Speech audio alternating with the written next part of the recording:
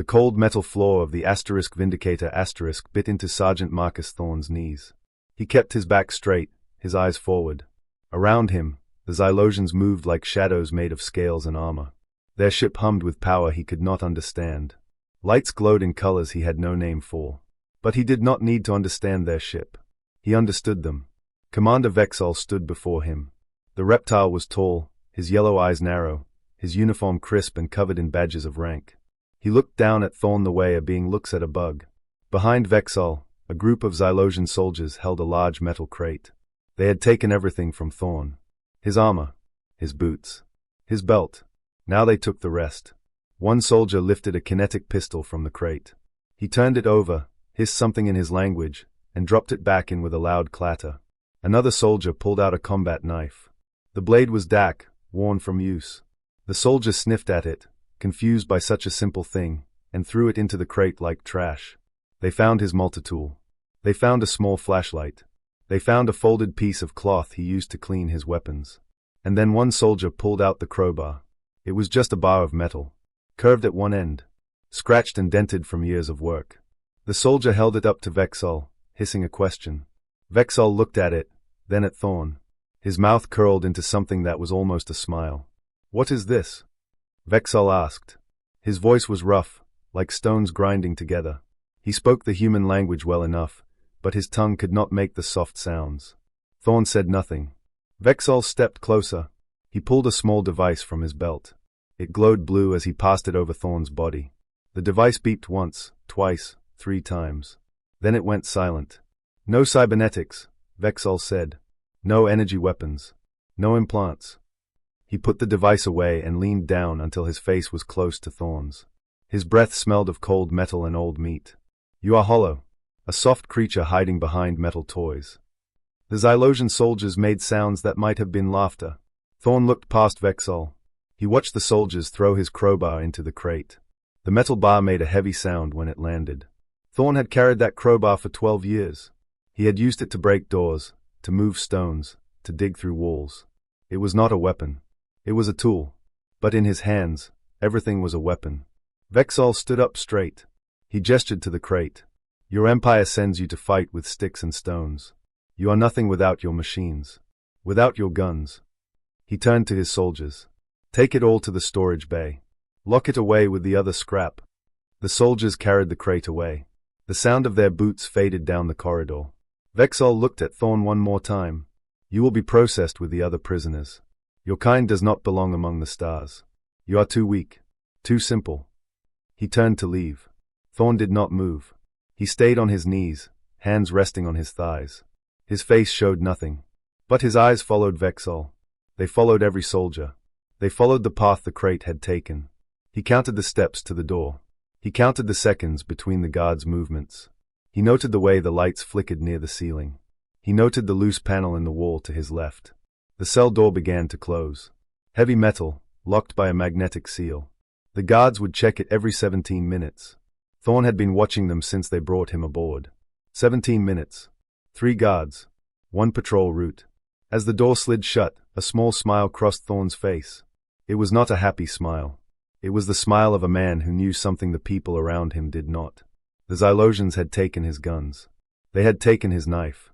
They had taken his crowbar. They had scanned him and found nothing. They saw a soft creature made of flesh and bone.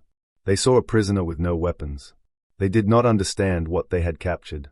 They saw a human without tools. But a human was the tool. The body was the weapon. The mind was the weapon. The will to survive was the weapon. And those were things no scanner could find, no cell could hold, and no empire could defeat. The door sealed with a heavy thud. Thorne sat in the dark. He closed his eyes and began to plan. 17 minutes until the next patrol. A loose panel in the wall. A maintenance shaft 2 corridors away. A cargo bay full of tools and debris. And somewhere in the storage bay, a crate full of familiar things waiting for his hands. The Xylosians thought they had won. They thought the fight was over. For Marcus Thorne, the fight had not even started. The lab was quiet except for the soft hum of machines. Science Officer Nixora stood before a glowing screen, her claws tapping quickly across the controls. Her tail moved slowly behind her, a sign of deep thought. Around her, data scrolled upward, files, reports, biological scans, historical records. She had requested everything the Empire had on humans. It was not much. The Empire had only encountered humans 3 cycles ago. They had dismissed them as a minor species. Soft bodies, short lives, primitive technology, easy to conquer. But Nyxora was not so sure. She pulled up the scan from the human prisoner, Marcus Thorne. The data was simple. Standard bone density, standard muscle mass. No cybernetics, no genetic modification, nothing special. And yet, she pulled up another file, a human historical record from their own networks. It described something called the persistence hunt. She read it once. Then she read it again. Her claws stopped moving. "Commander," she said into her communication device. "You need to see this." Commander Vexol arrived 10 minutes later. He stood in the doorway of her lab, his arms crossed, his yellow eyes impatient. "This had better be important, Nyxora."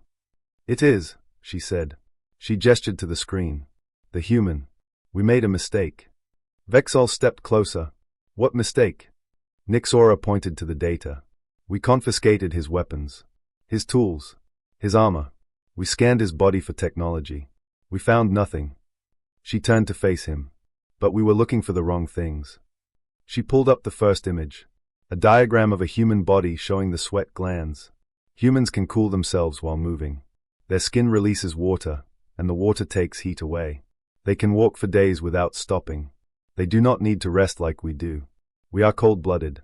If we push too hard, we overheat. Humans do not have this limit. Vexol made a sound of annoyance. "So they can walk. That is not a weapon." Nyxora pulled up another diagram. This one showed a human gland called the adrenal gland. When a human feels fear or anger or stress, their body releases a chemical. This chemical tells their muscles to work harder. Much harder. It removes natural limits. She looked at Vexol. A human in this state can lift weight that should crush their bones. They can keep fighting after taking damage that should stop any other creature. Vexol was quiet for a moment. Then he shook his head. "Temporary. Primitive. All creatures have fear responses." Nyxora pulled up a third diagram. Human skeleton. Their bones are dense, heavy, filled with calcium. They use them as structure, yes, but also as weapons. A human fist contains 27 small bones. When wrapped around a solid object, it becomes a hammer. Their skull is thick enough to break through barriers.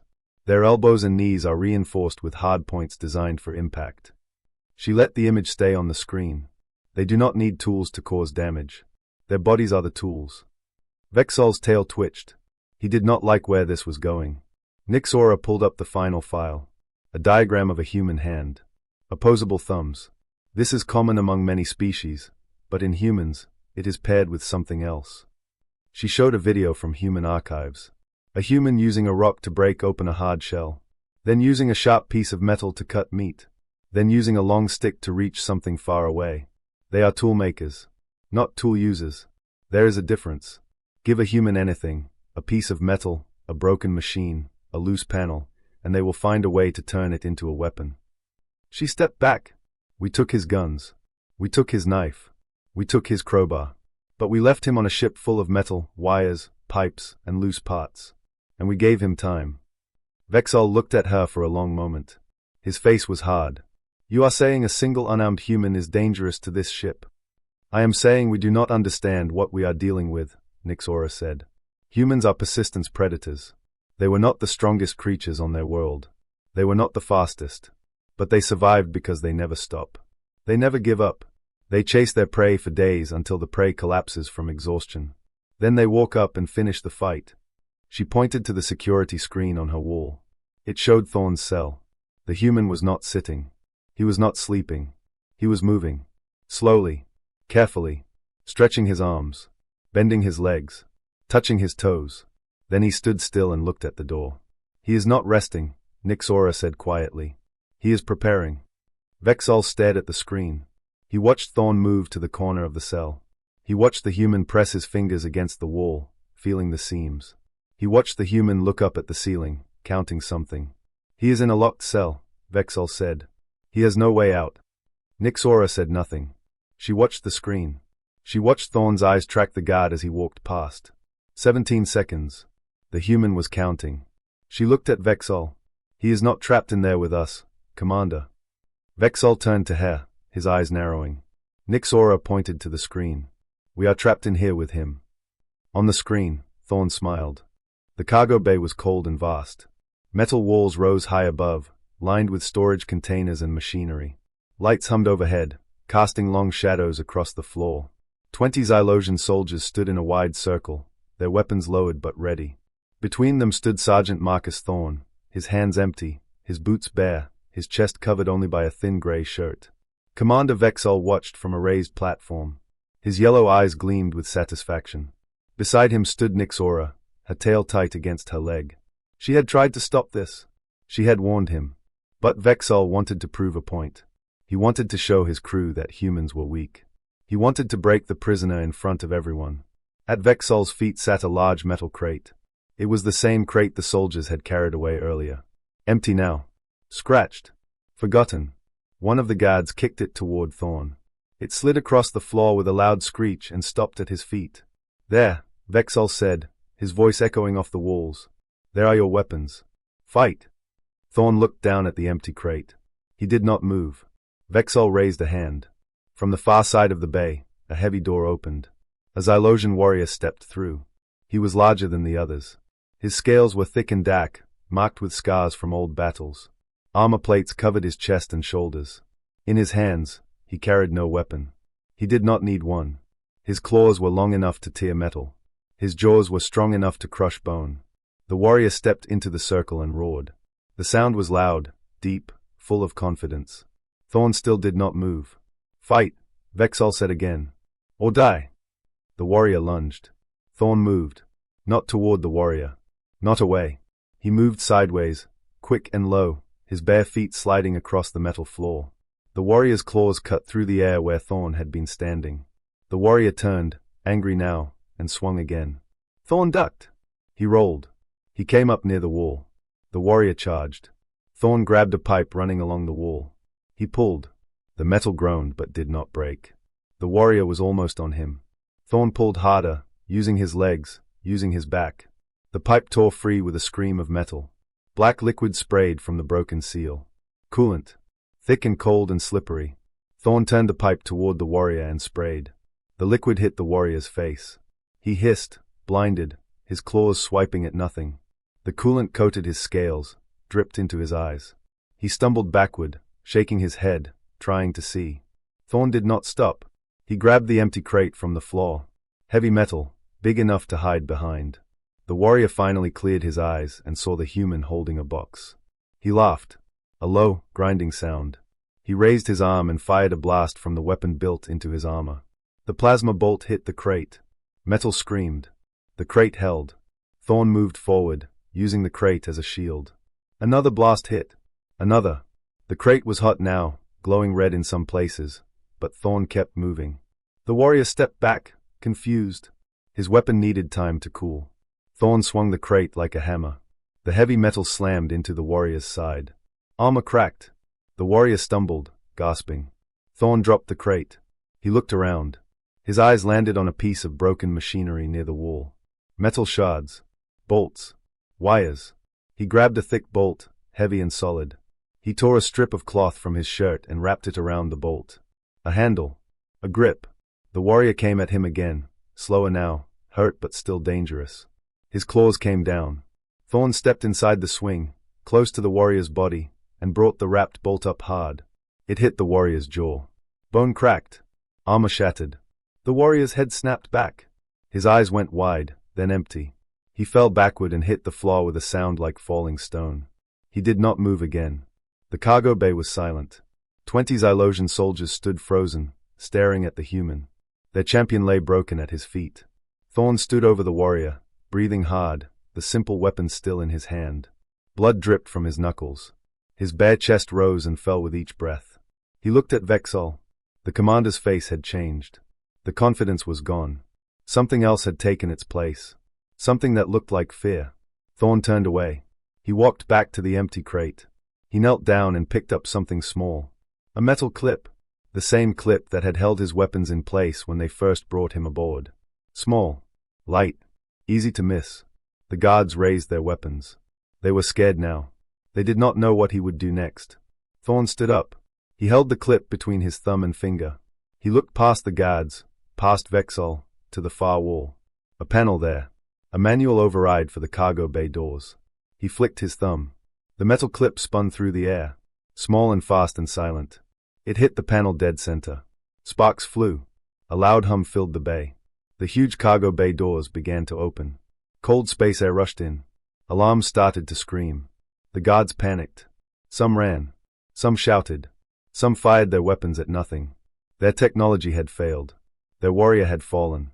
And the humans stood in the middle of it all, calm, patient, looking at the open doors. He did not need his guns. He did not need his knife. He needed materials. Pipes and crates and bolts and clips. The whole ship was his toolbox. And now the whole ship knew it. The maintenance shaft was dark and narrow.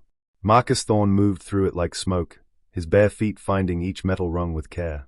Behind him, alarms still echoed from the cargo bay. Ahead of him, the ship stretched out like a metal maze. He had minutes. Maybe less. The Xylosians reacted fast. He could hear them above and below, boots hitting metal, voices shouting orders. The ship's lights flickered and changed. Red now. Lockdown. Somewhere, a machine voice spoke in the Xylosian language. Counting. Searching. Thorn kept moving. He reached a junction and pressed his back against the cold wall. He listened. 2 guards to the left. 1 to the right. Their boots were heavy. Their breathing was loud. They were cold-blooded. The ship's temperature was set for them, cool, dry, comfortable. For Thorn, it was almost too cold. But the cold was useful. It kept him awake. It kept him sharp. The guards passed. Thorn slid out of the shaft and into a corridor. Empty. He moved quickly, staying low, staying close to the walls. Above him, he saw small devices mounted to the ceiling. Sensors. Motion detectors. Heat trackers. The Xylosians had advanced technology. Their AI could see everything. But the AI was built by cold-blooded creatures. It looked for cold-blooded heat patterns. Thorn was warm. Very warm. After the fight in the cargo bay, after running through the shafts, his body burned with heat. To the senses, he was not a shadow. He was a flame. They would find him in seconds if he stayed in the open. He ducked into a side room. A storage closet. Broken equipment. Old uniforms. He found a thick thermal blanket used for cargo. He wrapped it around himself, trapping his heat. His body would stay warm, but the senses would see only the blanket. Cold fabric. Nothing to notice. He stepped back into the corridor and moved fast. The sensors above blinked but did not trigger. The AI saw nothing. He found a maintenance access panel near the floor. Inside, a series of pipes and wires. Life support controls. He studied them for a moment. The Xylosian system was different from human systems, but pipes were pipes. Air was air. He found the valve for Sector 7. He turned it. Somewhere in the ship, the temperature in Sector 7 began to drop. The air grew thin. The cold became dangerous. For a cold-blooded Xylosian, the drop was painful. They could not function in extreme cold. Their bodies slowed. Their minds grew foggy. The alarms changed. New orders. Guards in Sector 7 were ordered to put on environmental suits. Thorn heard them from 2 corridors away. The sound of heavy suits. Thick boots. Clumsy movements. The suits had their own air systems, their own heat. They kept the Xylosians alive, but they made them slow. Made them loud. Thorn smiled in the dark. He moved toward the sound. The guards were in the corridor ahead, 3 of them, struggling with their suits. Their helmets fogged. Their gloves made their hands useless. They could barely hold their weapons. Thorn picked up a loose pipe from the floor. He threw it down a side corridor. The sound echoed. The guards turned and fired. Plasma bolts lit up the dark. Bright and loud and useless. They fired at nothing. Thorn was already behind them, moving past, using their own noise to cover his steps. The armory was 3 corridors away. He could see the door. Heavy metal. Locked. 2 guards outside. They were alert, their weapons raised, their eyes scanning. They had not put on suits. They were waiting. Thorn looked around. He found a fire suppression unit on the wall. A small canister. Foam. Pressure. He pulled it off the wall and rolled it down the corridor. The canister bounced and clattered. The guards turned. One raised his weapon. The canister stopped at their feet. Nothing happened. The guards looked at each other, confused. Thorn stepped out from the shadows. He moved fast. The first guard turned, but Thorn was already there. His fist hit the guard's throat. The guard dropped his weapon and fell, gasping. The second guard raised his rifle. Thorn grabbed the barrel and pushed it aside. The plasma bolt hit the wall. Thorn brought his elbow down on the guard's helmet. The guard went down. The door was locked. A keypad. Thorn did not have the code. He did not need it. He found a panel beside the door and ripped it open. Wires. Circuits. He crossed 2 wires. The door hissed open. Inside, the armory was full of weapons. Plasma rifles. Energy shields. Grenades. All of it advanced. All of it powerful. Thorn walked past it all. In the back of the armory, on a shelf against the wall, sat a metal crate. His crate. He opened it. Inside, his old gear waited for him. The kinetic pistol. The multitool. The flashlight. The combat knife. He picked up the knife first. The weight was familiar. The balance was perfect. He held it for a moment, feeling the handle against his palm. Then he strapped it to his belt. He picked up the kinetic pistol. Old technology. Primitive. But it made no sound when fired manually. No energy signature. No flash. Just a small, fast piece of metal moving through the air. The Xylosian sensors would not even see it coming. He strapped that to his other side. And then he saw it. In the corner of the crate, pushed aside, forgotten. The crowbar. Scratched and dented. Heavy and solid.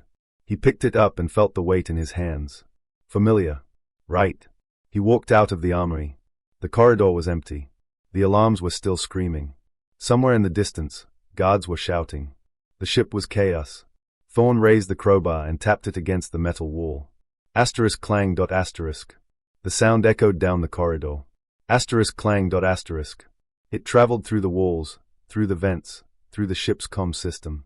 Asterisk clang. Asterisk. On the bridge, the Xylosian crew stopped moving. They looked at the speakers. They looked at each other. The sound was everywhere. In every corridor.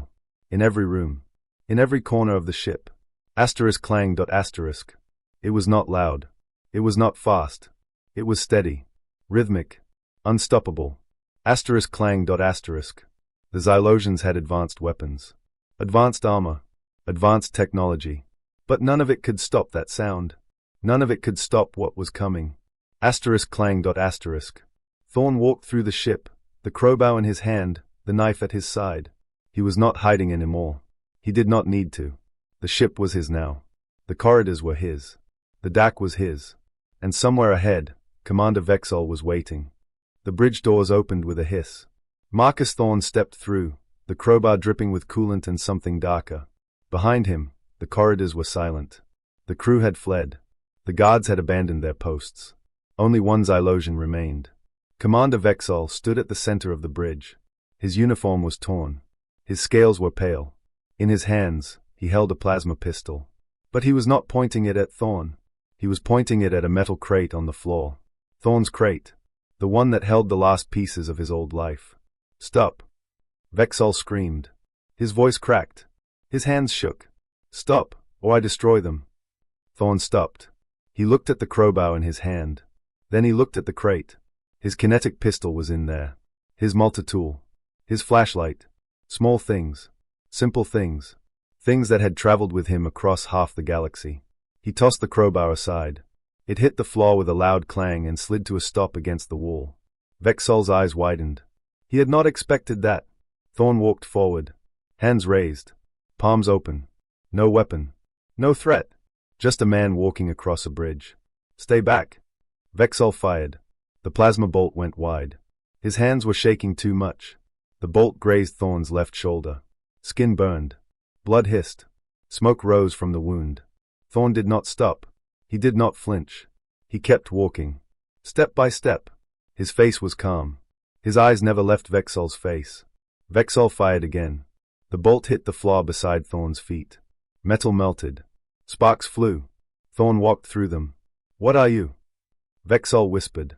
His hand was shaking so hard now he could barely hold the pistol. Thorn reached him.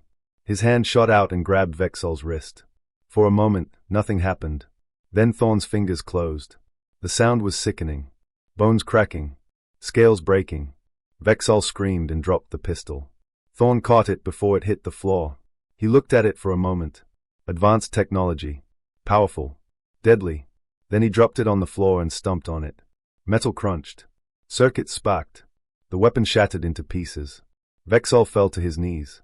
He clutched his broken wrist, his breath coming in fast, shallow gasps. He looked up at Thorn with wide, terrified eyes. Thorn stood over him. The wound on his shoulder still smoked. Blood ran down his arm and dripped from his fingers.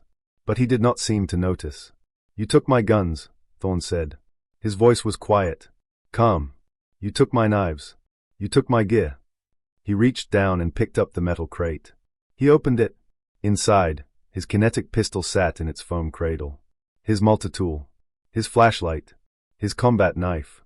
He took the knife and strapped it to his belt. He left the rest. He looked at Vexol. "But you forgot the one weapon I never put down." He tapped his chest. Over his heart. "I am the weapon." Vexol stared at him. His mouth opened, but no words came out. There was nothing left to say. He had taken everything from this human. And the human had taken his ship. His crew. His pride. Everything. Thorn turned away. He walked to the main control console. The ship's communication system was still active. He pressed a button and opened a channel to the Xylosian fleet. "This is Sergeant Marcus Thorn of Earth," he said. His voice carried across the void, into every ship, every air. "You have human prisoners on your vessels. You will send them home. All of them." He paused. He looked at the view screen. The stars stretched out before him, endless and cold. "There are 8 billion more of us on Earth. And we do not need ships to hunt. We do not need weapons to kill. We are the weapons. Send my people home, or I will show you what happens when a predator species decides your galaxy is their new territory." He cut the channel. On the Xylosian command ship, the High Council watched the footage. A single human. Barefoot. Bleeding. Standing on the bridge of their flagship with nothing but a knife on his belt. Around him, the ship was dark. The crew was gone. The mighty Vindicator had fallen to one man with no armor and no weapons. The Council did not debate. They did not argue. They sent one order to every ship in the fleet: release the human prisoners. Withdraw from human space. Do not engage. Hours later, Thorn sat on the bridge. The rescue shuttle was on its way. He could see it on the screen, a small dot growing larger against the stars. In his hands, he held his combat knife. The blade was dull. The handle was worn. It was nothing special, but it was his. He turned the knife over, watching the light reflect off the metal. Outside, the stars were bright and steady. They had been there for billions of years. They would be there long after this war was forgotten. Thorn smiled. A small, quiet smile. He was going home.